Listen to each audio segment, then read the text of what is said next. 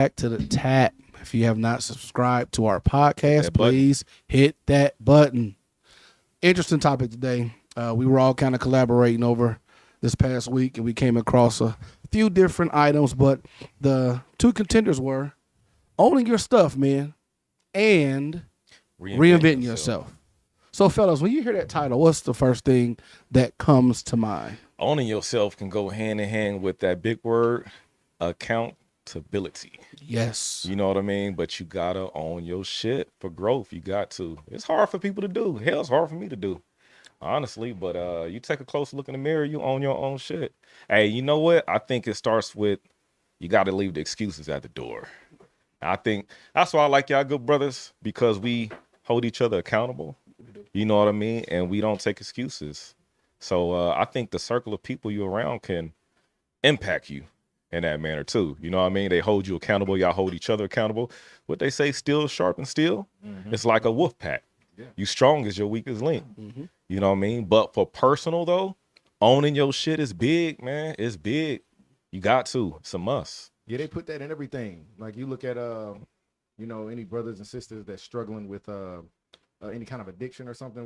What's the step one in the 12-step process? I gotta admit that I have a problem. Admitting. Yeah. Admit. Yep, gotta admit I have a problem. But so that ownership piece is very big, and I like Steve's word with accountability, because there's a lot of situations where people don't, they like to deflect and put it back on the other person or this and that, especially with people with some type of an addiction or something. It's everybody else's fault and not their own. Oh, I'm broke. Oh, I'm, going through this. We all got problems. So owning it. So I would say admittance and ownership and accountability.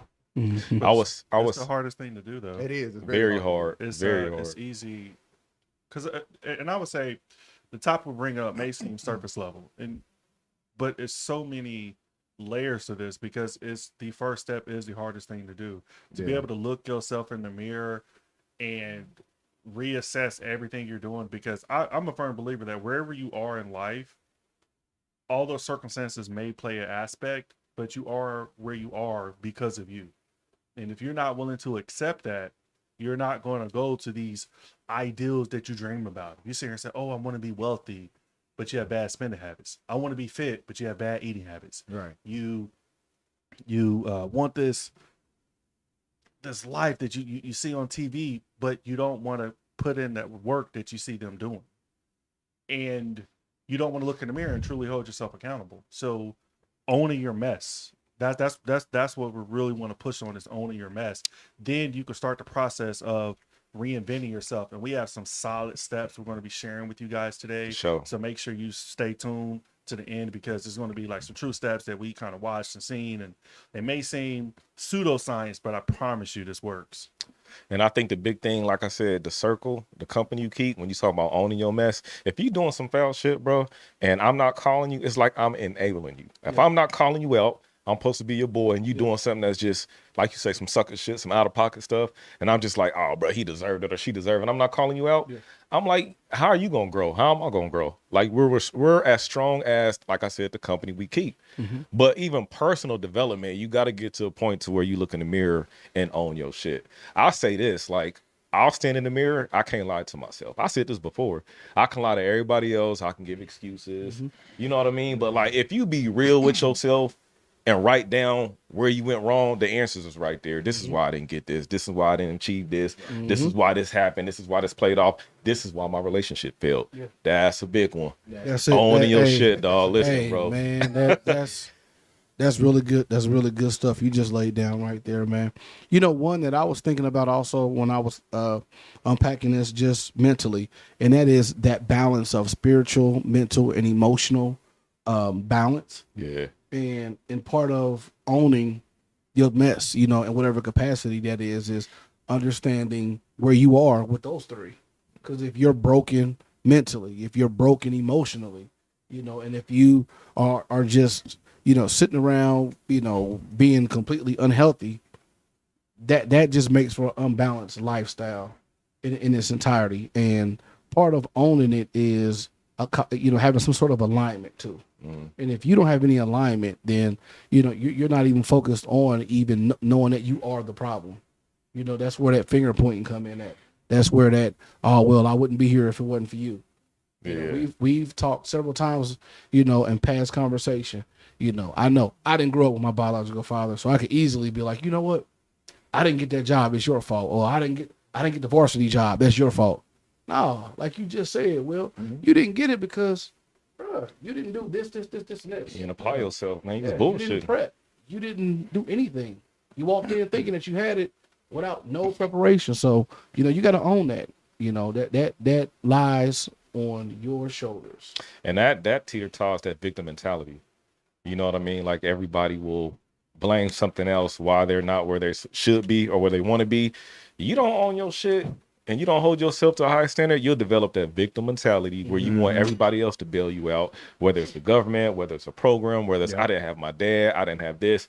That may be true, but there's a way to come out of that. We all got problems. You know what I mean? And it's not to demean anybody's problem, but it's a way on the other side. But it's how you perceive it. It's how you look at it.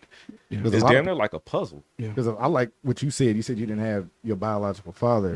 But there's a lot of people that could use that as an excuse. But then there's too many people out here that use it as fuel. Like LeBron didn't have his dad. Like Will Smith didn't have his dad. Barack Obama didn't either. But they use it as fuel to get, I'm not going to be like that. And that's kind of what as I got a little older and understood, then the mentality became, I'm not going to be like you. Right. So I guess that's a form of turning it into some fuel and burning it. Because then it was, I'm going to be here for my kids. I'm going to be on the sideline cheering, whether it's soccer, whether it's violin, I wouldn't care if there was a staring contest. My son going out and stare yours, Right. And those are the very things that I just wanted for mine was, hey, just be there. But I didn't allow it to make me become a victim. But then I was also blessed to have those men in my life, younger, that was like, no, get your ass up. And that's still a form of ownership. And I respect you for it because even though you didn't ask for that situation, you owned it. You took that situation and I'm gonna make something positive out of it. Instead, I'm gonna make it negative, or I'm gonna just be lazy and not take care of my kids and then blame it on daddy issues. Man. You took it and you owned it and said, hey, this is unfortunate. This is the way the cards was laid out for me, but I'm gonna make something positive out of it. And I mean, and I want to say too, man, we all speaking from the position of that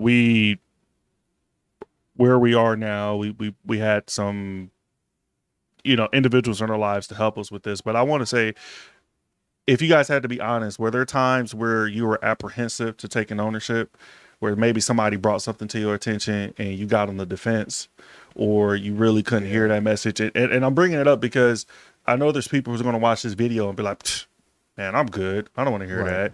I don't want to hear that I'm fucking up in life. You know what I mean? Like you don't know what I've been through. You don't know my story. So I'm just wondering, how do we present that to them so they truly understand? And an example for me, I think it took time for me to develop and kind of at some points hit rock bottom and realize that the only way up was being honest with myself and saying, you know what? Hey, maybe my relationship isn't working the way it's supposed to be because I'm not putting in the work. It's easy to point the fingers, as Coach D said in the conversation. Who's really pointing the finger? Like we have this imaginary person in our mind is just like always pointing at us or pointing at other things, but we never go back and be like, hey man, maybe it's you. You ever seen the people who go to every job and they always be like, man, the supervisor this, supervisor that, or this in every job, and you realize it's just like, hey man, you ever think it's your ass? The world don't hate you. The world's not against you. No. Yeah. The world is so neutral. That's a good point. I like that, Steve. The world don't hate you. The world's neutral. Yeah. Get in it and put your imprint in. I think, and what you was saying, Drew, it's probably so hard because people are just not ready for that truth. If I was dealing with someone, I would tell them, if you faith-based, rely on your faith, maybe pray about it if you faith-based. But then if you have a set of problems and you actually sit down and you write your problems down and you write solutions, there's a solution for almost every problem. So that's a step. I want you to clarify. So it's a step one, writing it down. Clearly writing what the problem is and be authentic, be honest with yourself about what it is that you do and what's your problem. That's the step one. And then on the other side, write down all kind of possible solutions. If you don't go through all those solutions, then you can't complain about your problem. Because the chances are it's a lot of other people who's dealing with the same problems or not more than you. The world is big, dog. Like I remember someone told me it's like you are like a sand on the beach. And when the water comes and wash away, there's plenty of other sin left. You just get washed away. The world is bigger than you. It's a lot of people. It's billions of people on this planet. Everybody got problems. Sometimes our problems seem like they just so bigger than what they are. And not taken away from it, but I'm saying, bro, everybody is going through something similar, whether it's a death, whether it's a divorce, whether your kids ain't fucking with you or talking to you, whether whatever, bro. A lot of people are going. Reach out.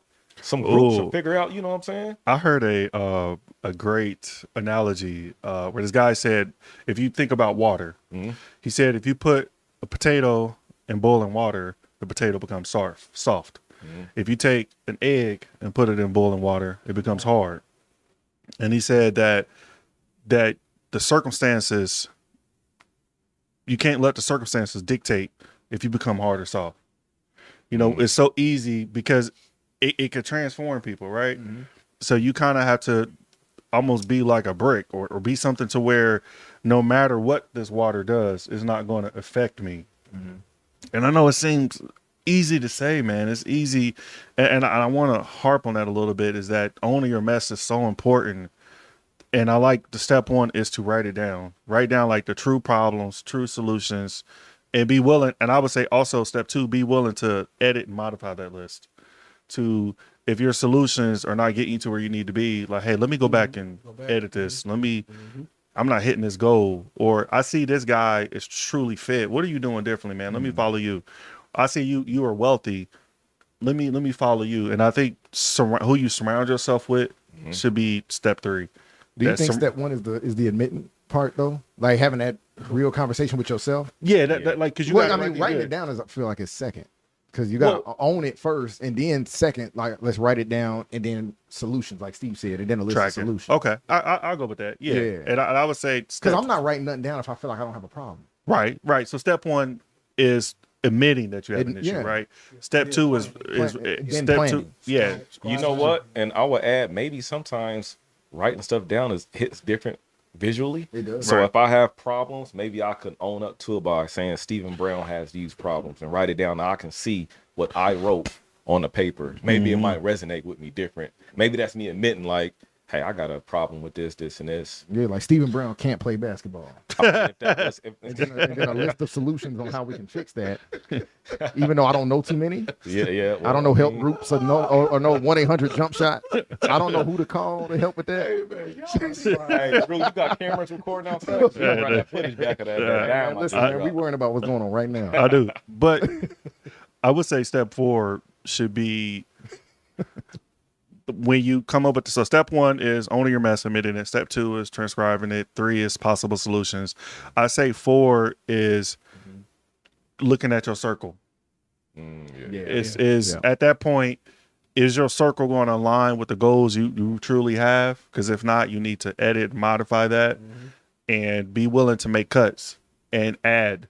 Because if you want to get fit, the best way to get fit is surround your people who are fit. If you want to be wealthy, if you're around broke people, chances are you're going to remain broke.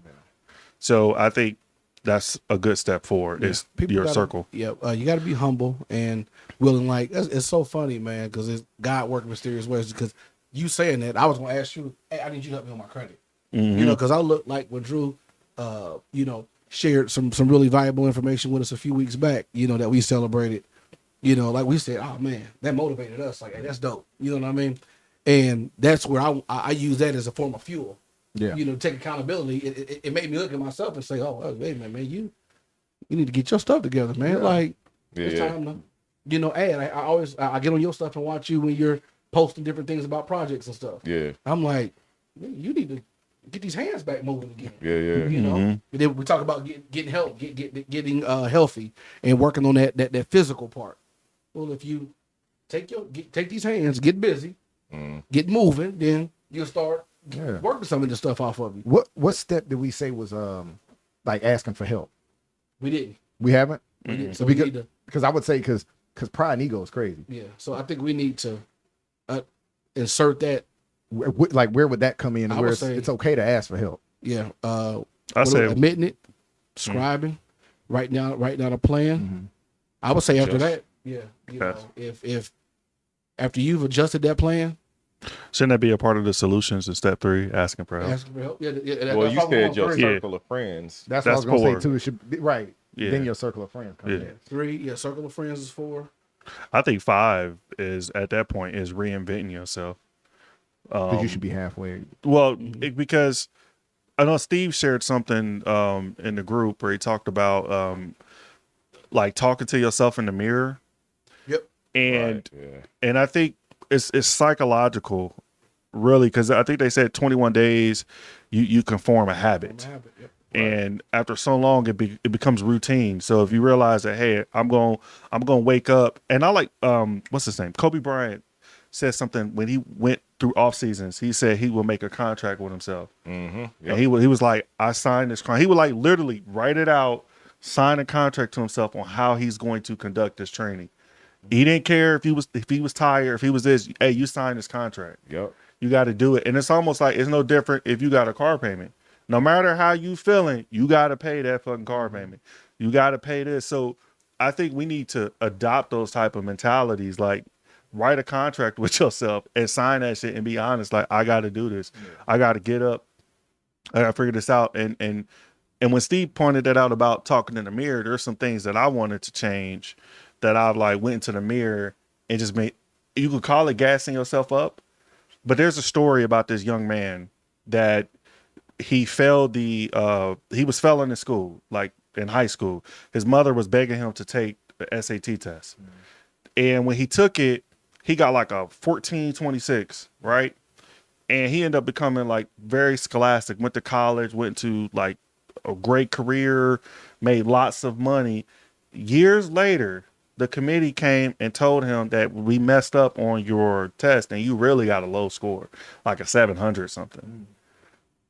But what it was that changed his life wasn't the test score. It was the thought that he thought he was smart. He thought that, man, I'm really a genius. Then he became that genius.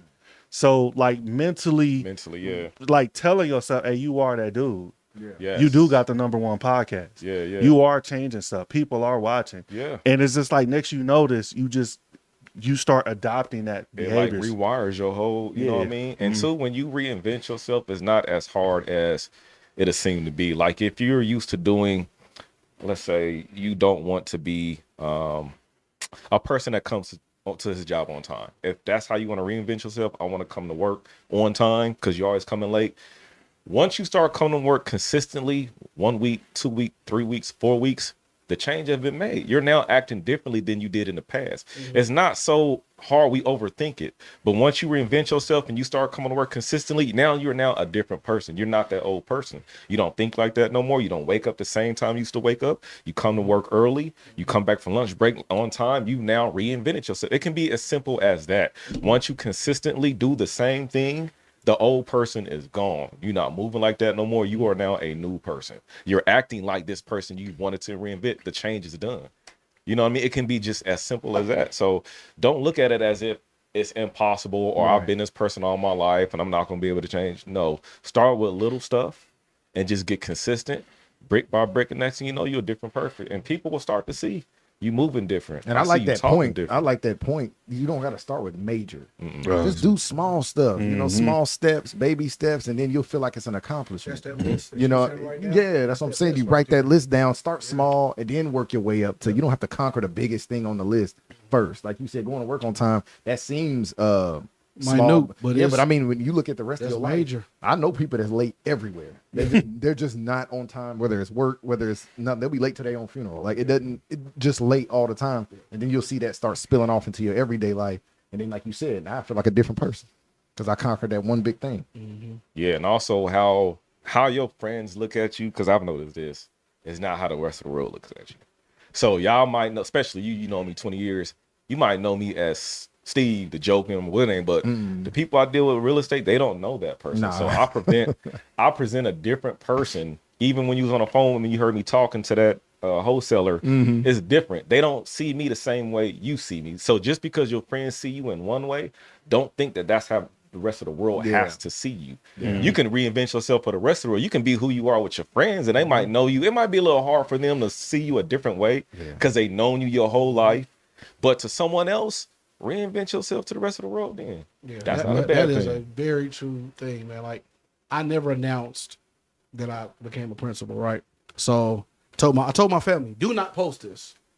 And I'm gonna keep it a buck. One of my reasons was child support. I'll be honest, man. Keep it a buck, because I went from here to here. And hey, I knew that ass kicker was coming financially. Yeah. That cat got out the bag. But nonetheless, man, first, hey, what we say, admitting it. They gotta admit it. All right. Hey, that's one thing about me. I'm gonna say, I'm gonna say it first. Just so can't nobody come shooting at me. 'Cause I know. I said it. I know. I know. Cassie, I love you dearly. Just know I was talking shit week before last. I love you dearly, though. Oh, we got some comments for some people in the comments, but keep going. All right, but thing is, people like I got the weirdest. I started having weird interactions with people because they quit addressing me as, oh, what up? It went from a homeboy, what up, to more of a, hey, you a principal? Yeah. Yes. Because they wouldn't seem like you the principal exactly. type. They'd be like, they see my tattoos, earrings, all that. Yeah. Oh, and I ain't know that. So, man, it got to the point to where it started getting annoying because me, in my mind, I'm just trying to stay humble. Right. In my mind, I'm just trying to really grab the bull by the horns and really rock out in this role, and get better and enhance my skill set. But it got to the point to where it started slowly migrating in to the hater zone a little bit. Like that nigga can't be no principal. Exactly. You know what I'm saying? So then I had to one day, man, I had to tell somebody, man, check my paperwork, man. I graduated college with a 4.0 GPA, stayed on honor roll my entire school career. Talk your shit. So I had to really start going there. My brother-in-law would be like, nah, man, you shouldn't do that. And I had to tell him, hey, I'm sorry, bro. Sometimes you got to be that guy. Yeah, for real. Sometimes you got to get them up off of you because people will confine you to the same room you grew up in. Right. Right. Yeah. They won't never let you grow. They won't. You will always be like Derek from Central. That's what they think. You know what I mean? Or Wilberforce or whatever. Wilberforce, or like my family, they call me Little Derek. I'm like, I'm about to be 41. Like, stop calling me that. Yeah.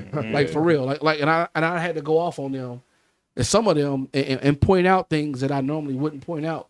But I had to remind them, like, hey, I wasn't Little Derek when you had your hand out. Don't do that. So I had to kind of go there, and it hurt me because I don't want to be that way with family. Right. But man, sometimes, man, reinvention is gonna come with a level of hate and a level of jealousy, envy, because people are gonna always expect you to be who you always was. Yeah. And you got to make them respect who you are. And I agree. I like how Steve said he separates the two. Like how I know Steve versus how somebody else. And it's the same with mine. The way I dress and how I look. People don't know I'm a corporate exec, and sit real high up in my damn company. People have no clue because I remember when you introduce yourself to a new person, people always ask, "What do you do?" Because that's the level of respect they're gonna give you. Yes, that's the level of respect. That is really true. That's the level of respect they're gonna give you. So they looking at me thinking I'm gonna say something like just based off how I look. They're gonna think what are you, a rapper? Yeah, I work at JD Sports. You work at Dick's Sports Goods or something like that. But then when I tell them what I do, and then the type of book of business and everything, go into the details of my job, they're like, oh, yeah, I didn't know you. And then the whole level of respect changes. Yes. And it changes. So that's why I'm saying, like what Steve said, when you reinvent yourself, remember that. Because you can only get one time to make a first impression. So like if you feel like you're not happy with yourself, just imagine introducing yourself as that person you're not happy with. You won't do it. Think about how you're going to introduce yourself as the person you want to be. And then you'll get that, you're going to have that respect. Man, we just got some love comments on what you just said, bro. Yeah. And sometimes people just like hit the love button on what you said. I agree. People who hit in the love chat and comment, man. I think imagining yourself, introducing yourself, and I always like the term. Yeah. I like the term. I say, divorce your actions when necessary. When you're chilling with the boys and understand, all right, this is what we doing. But also, even like us, we chill, we battery chat, but we also like, man, we got this business we working on. We got this we doing. In our personal lives, we we pushing things. And here's a reason why we're making this content, which may seem like it differs from some other content like reactionary.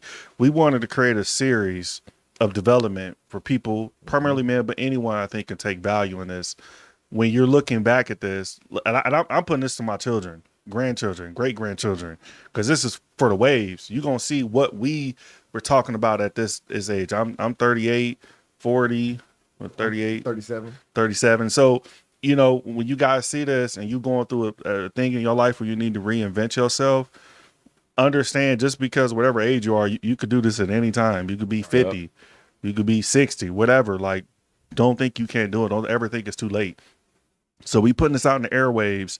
And I also want to say, man, if you watch our content and you disagree with it, that's fine. We don't care. But if you disagree with something we say and you watch like 2 minutes of it and you don't get the full context, then you want to jump in the comments and be negative, please don't be that guy, because I'm going to start blocking people. And I have zero issues to do that, because that type of negative things, if you feel some type of way, hop on the podcast, get your own podcast, because this ain't easy. So it's easy to sit back in the little Twitter fingers and talk stuff, and you don't even get the entire context. And again, here we don't agree on everything we say on certain content, right? But still be respectful in what you say. So I just wanted to share that before we go too far. And also, just to speak to that point too, sometimes, man, we might say stuff just to start the fire. Just to, you know, get a little friction, just to throw a couple bowls. That doesn't mean that's who we are in real life. That doesn't mean that we are, you know, that we support, you know, just bullshit, and that we stand, that we will endorse anything, because that's not who we are as men. That's not who we are in real life, you know, which is why, again, you know, to echo what Drew just said, we are making content that will be progressive. So when you go back, you can see the series and you can see the growth from where we started at to where that topic landed midpoint, and then where it ended at, you know, to get a complete picture of, you know, what we are, what we stand for. We want to continue to empower our Black community. We want to continue to empower men, black, white, purple, green, or blue. You know, we see no color when it comes to empowerment. However, we do talk about specific things that are relative to our culture, just as others do on their podcasts. Mm-hmm. So, you know, I want to kind of switch gears over to the second piece of this, and that is the excuse piece. That is the excuse piece. Now, you know, we all know the term "life be lifing." Yeah, you know, we know that term, and some of it really is legit. Yeah. Life really do life. Life is like infinity and O. It don't take L's, it give them. Mm-hmm. But at what point, as men and or women, is it? What's that fine line, that stopping point for excuses? It's and two, when you say it, it's not like we're saying, oh man, like you're not allowed to be unhappy or things might. We're saying we know things are going to happen. Exactly.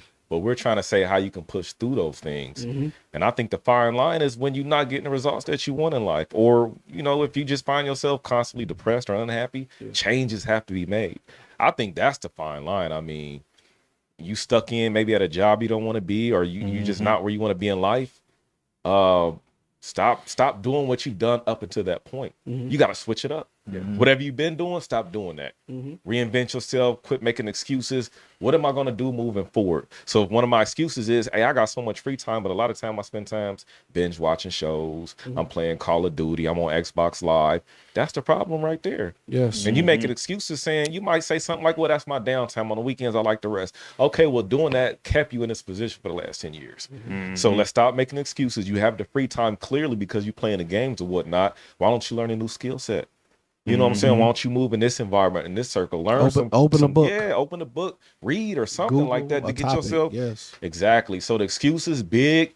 You have to realize that you are making excuses for yourself. And a lot of people don't want to do that because it's going to force them to change, and they so comfortable. Mm-hmm. They contempt. They complain. They like to talk about what's the problem, what they're going to do, but it's never any actions behind it, man. Indeed. I like that. Kind of want to, move on down the road. And another thing that I want to kind of jump back to, Drew kind of asked and was alluding to, when we, have we gone through things? Have we not met the mark?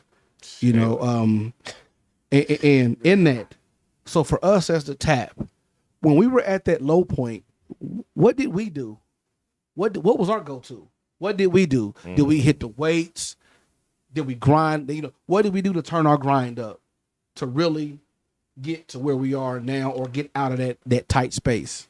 For me, it was spiritual. For me, it was because I do want to make future content, but I at one point was against religion and against God, and felt like I had this certain solipsism and self-centeredness on, I could do this, I could be smart. And I think life can humble you real fast and things can change anyway. So for me, I'm going to attribute it to my relationship with God and growing and understanding my failures and where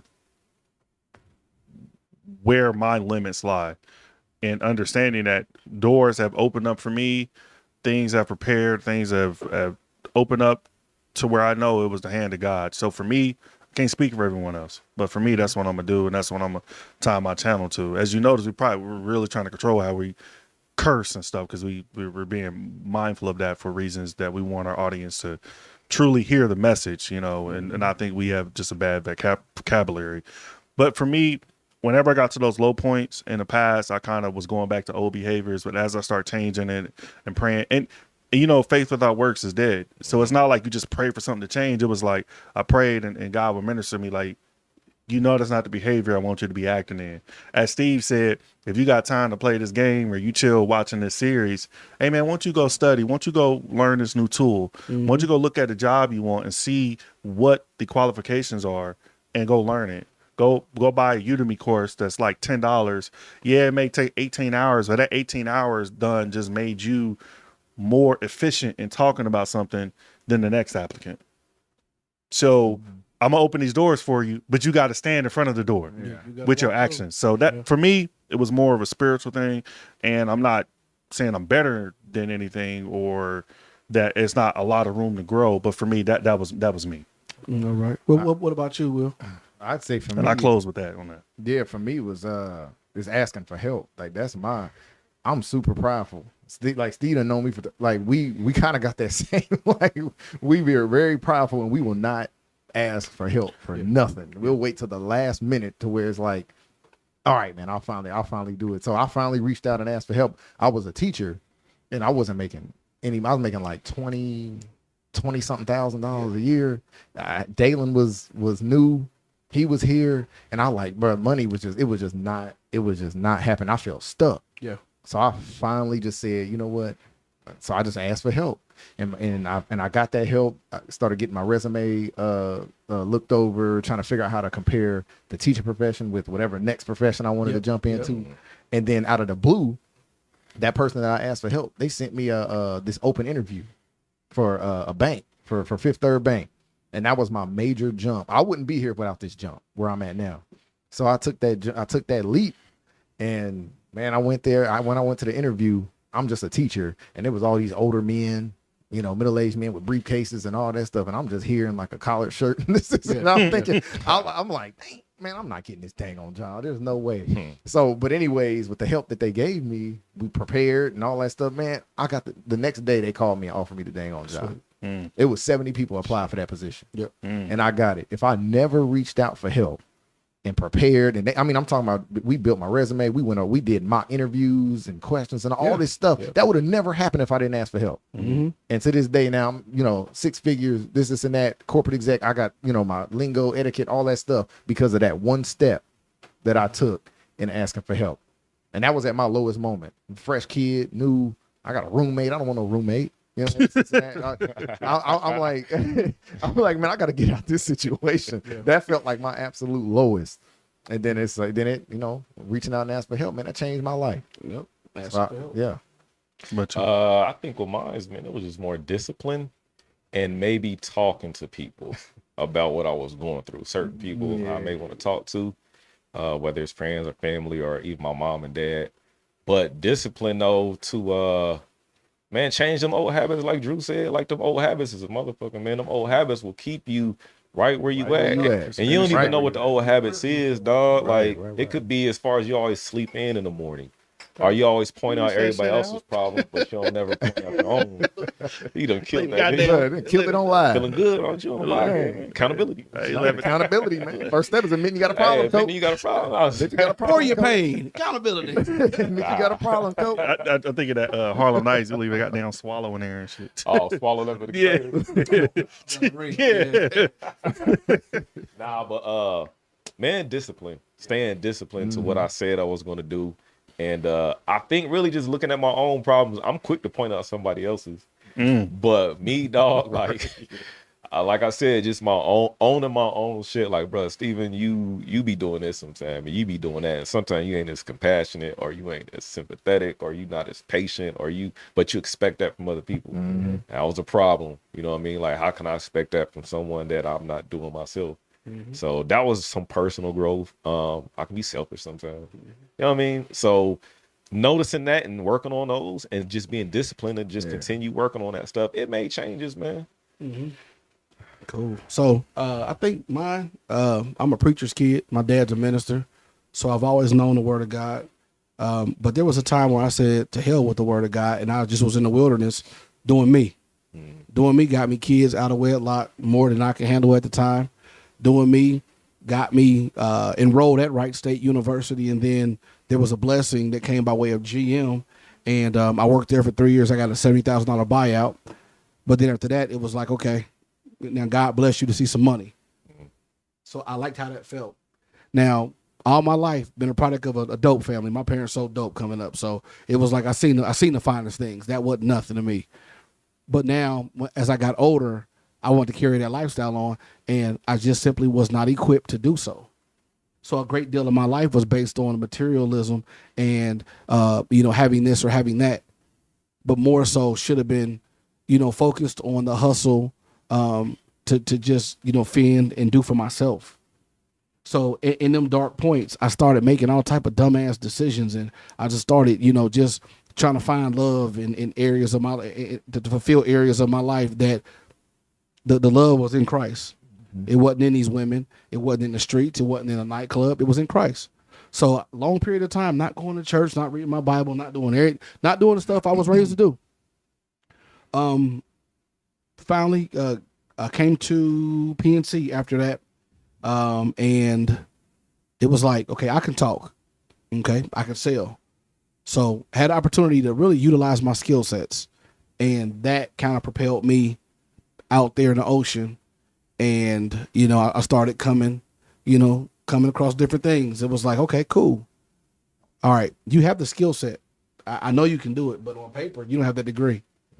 I know you know how to do it, but I can't let you in this door. I can't let you in this room. Now, God opened doors for me, once I kind of, slowly inching back to praying more and, opening that book back up and reading. But it just was still something missing. Still was something missing. I couldn't fully reinvent myself because there was a step that I kept skipping. I had said to hell with school, I'm going to get this money, and God was like, I'm sorry, I got a different plan for you, sir. So I'm going to let you keep banging your head up against this brick wall. And you eventually, I hope you wake up soon. So nonetheless, PNC started laying off. I really started clowning. I went back to drinking. I went back to them old habits. Drinking, smoking, doing, just clowning. Because I didn't know how to handle this new transition of not having. Because if I get laid off, it's over for me. Where I'm going to go? GM's closed. I think Fuyao was just in the making. That was an ideal back then. So didn't have a backup plan. Got a phone call. Similar to kind of how your situation went. Education. Hey, listen, got this position. It's Achievement Behavior Support Specialist, Emerson Academy. You're dealing with kids. Okay. Yeah. I ain't really dealing with no kids. He was like, well, they told me you was a basketball coach. Craziest thing. I said, I've been coaching forever. Well, then you deal with kids. Right. Yeah, check this out. Don't know this principle from Adam. Brother, He's from Atlanta. Don't know him from Adam, but he heard some good things. So I go into the interview, man. And this is where, like you said, faith without works is dead. Mm-hmm. I put all my faith in him. I got to do the work in this interview. I went there and murdered that interview. They asked me on a scale of 1 to 10, how dependable are you? You may mention about knowing people that are late for work. That I just don't do the tardy to work. I've been tardy to the podcast, so I ain't always I'm about 98% with tardiness. Couple times. You know, couple times. Yeah, Accountability. but I Own it. own it. I'm Own it. Accountability. Yeah, I'm gonna own it. I'm gonna own it. You admitting it, y'all. But when he asked me, it was like, on a scale of 1 to 10, how dependable are you? I said I'm an 11, and it was like this. Looked at me and gave me the face. Mm-hmm. Asked me a few more questions. Thank you. You know, hey, I noticed you play saxophone. I played saxophone in high school, man. Really enjoyed it. That was another thing. I took a little bit. I took a little time and prepped. Right. I looked into his background. Yep. He was like, "Oh, okay, all right." Hey, y'all, that interview was over at 5:00. It was 5:45. Hey, when can you start? Mm-hmm. I went to work the next day, and because I had put my vision out there to my current supervisor at PNC, Shireen, Mm-hmm. I was she man, God worked this out for me. I put in 2 weeks, a week notice on Friday. I was still rehireable, Mm-hmm. and started at Emerson on that Monday, y'all. I've made assistant principal in 3 years. In 3 years.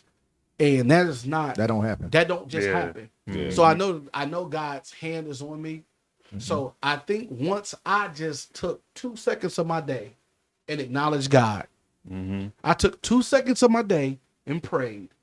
And then my uncle told me, you gonna be the N-word that whose ass get fired because you talk too much. You think they care? They'll take a smart mouth this person over a smart mouth this person any day. Shut up and go do work. My uncle right now, and if you watching, thank you. He always tell me, just go be a hammer and a nail. Yep. Just be a hammer and a nail. He asked me, what do they do? I said, they tools. He said, you still don't get it. He said, a hammer and a nail do work. Mm. That's all a hammer and a nail do. You know, so in my darkest times, I looked in that mirror a lot and gave that man every excuse I could find, even threw my daddy in there. I'd have been better if he'd have been here. No. Damn, where's the violin? I'm about to say we're gonna continue with Derek's biology here in a little bit. Nonetheless, the moral of the story is, y'all, hey, violins playing and all, make sure you don't cheat you. And I would say if you and I'll close this. We getting up to 40-minute part. With all our stories, it all took time. It was not an overnight thing. So don't feel like, oh man, you know, I gotta get here. Or you see somebody's success and be like, oh, you know, I want to get there overnight, man. None of our stories are overnight, even with transforming and reinventing, and even things we want to do in the future. So just take your time, get that plan. So remember, step 1, admitting, understanding the issues you have. Step 2, what's step 2? Writing it Writing down. it Writing it down. Yeah, writing it down. Then we talking about changing your circle, asking for help. Step 4 was change your circle. And then, you know, at that point, you could truly reinvent yourself. So this ain't a one size fit all. No. Mold your situation to what works for you. But just remember, if you found value in this content, you like it, man, guys, please hit the like button, Hey, hit the Drew, share can I end button. with this real quick? Go ahead, man. Man, it's this you ending it. I always repeated this little poem that I learned a while back. It's called Lost in the Fog. And it's for, you know, men, women, it can apply to anybody. It's called Lost in the Fog, Too Blind to See, Totally Satisfied with This Thing Called Me. I ate, I slept comfortably to a certain extent. If I wasn't always broke, I stayed terribly bent. Satisfied to the hell, or so I thought. So what, I couldn't pay for the things I bought. Till a great man took pity on me. He showed me things I could not see. He cared, he shared, he showed me all that I could be. And the final result was a brand new me. I like it. I like it, man. Yeah, Man, if hey, y'all don't hit the like and that, subscribe man. button for that Mhm. alone, I know you man. was a poet, man. Hey, man. Yeah, Nico Diamonds over Hey, there, man. man. You know? You feel me? They got the purse going in the Feel me? poem, bro. You feel me? Man, Hey, man, keep it shut going. up, Shut up, man. Till next time, guys. Till next Peace. time. To the top.